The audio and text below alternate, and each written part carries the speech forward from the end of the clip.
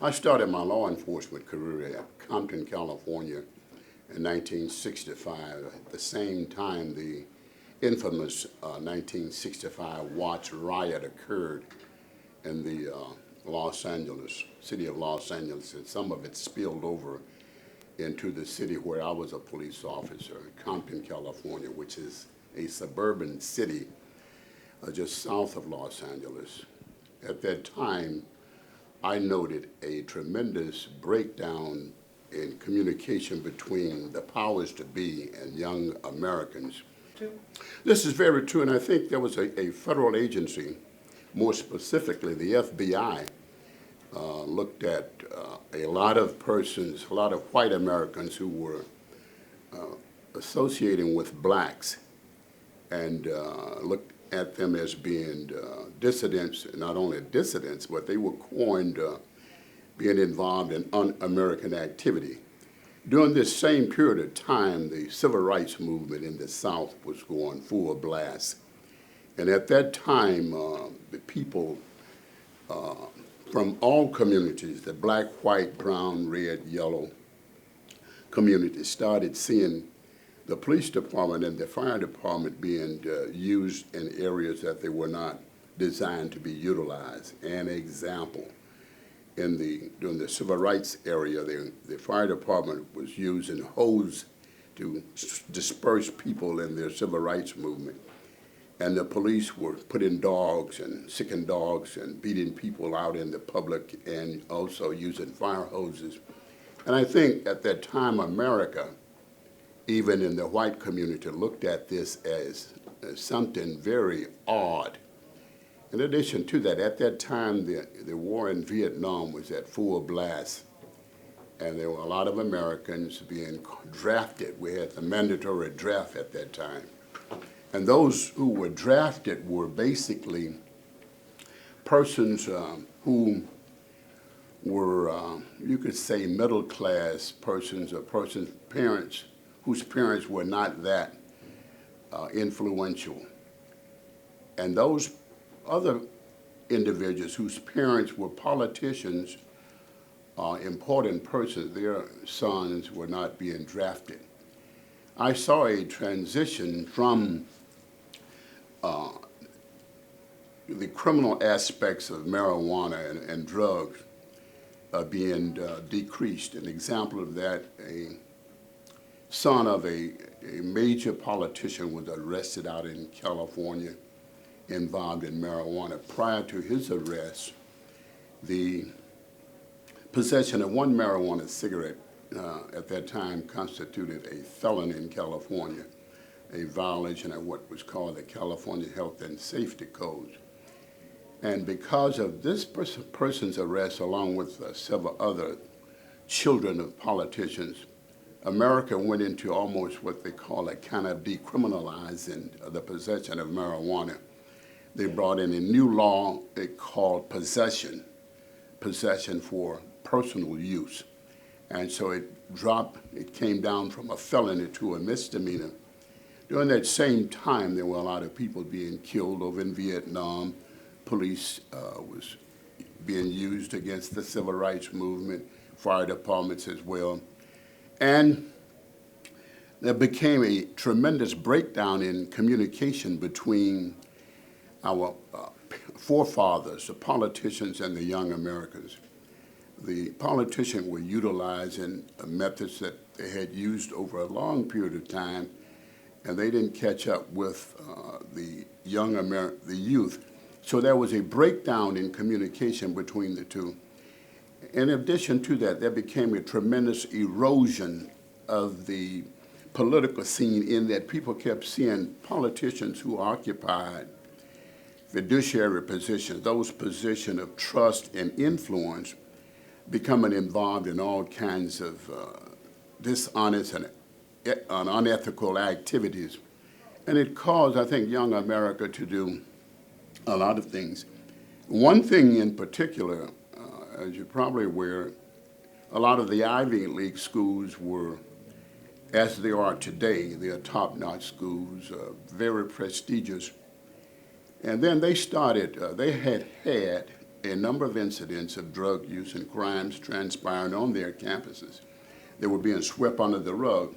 Then there was a professor that came out, I believe it was Harvard, Dr. Timothy Leary came out on the scene with a different drug, LSD, lysergic acid, LSD, and started experimenting with this drug. At that time, there was a tremendous amount of young adults, youth, observing some of the activities that the federal government was involved in at that time, and they started questioning the federal government as well.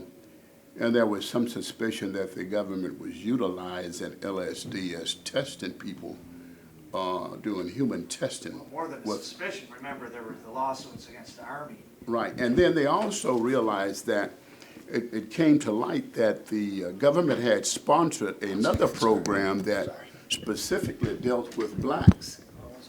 And that program dealt. One second, let me take it. Mike guys, so okay. Get hot there. Sorry. On a roll there.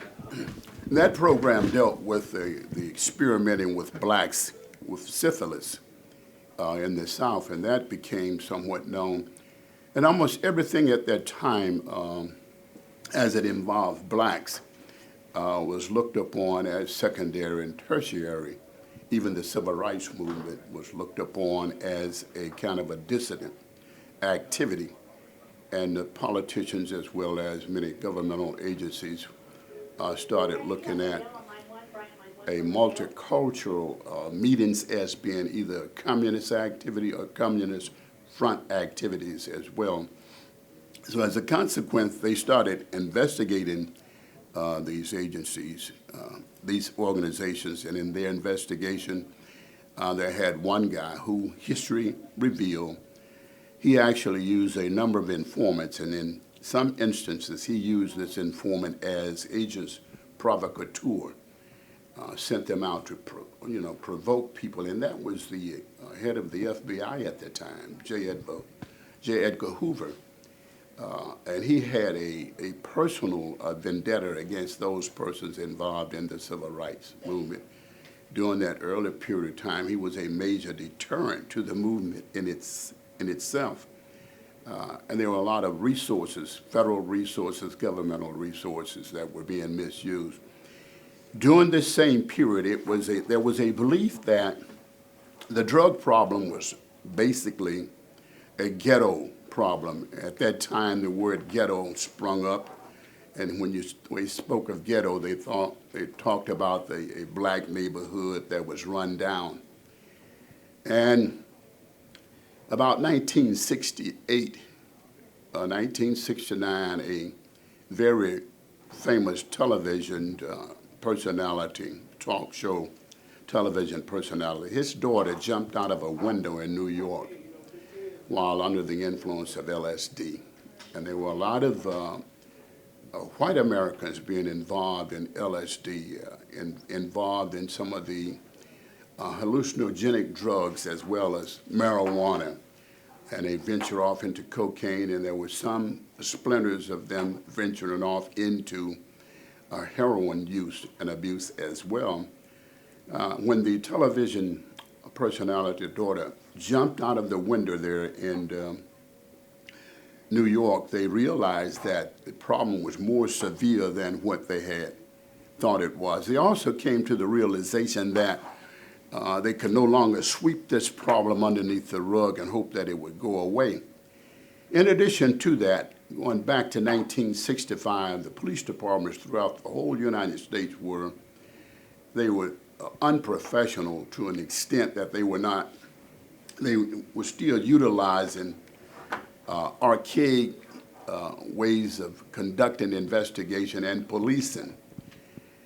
During the riots of 1965, Los Angeles certainly was not as huge as it is now. It had a population of 900 and some odd thousand people, and it had a police population of 7,500. Out of that 7,500 policemen, sworn officers, only 250 of them were black officers. At that time, throughout all of the United States, most police officers, with the exception in Chicago and some other major cities, the majority of the police personnel were white officers. And in many instances, the white officers patrolled multicultural neighborhoods, specific neighborhoods like the brown community, Hispanic, Latin American community, the black community, and also the yellow community, to include the Asiatic, Chinatown type. They saw a need after the riot. There were commissions in the from mid-60s to 70s, and part of that commission revealed that there was a tremendous need to professionalize police department, but more specifically, is to have what they call a community relations department within the police department.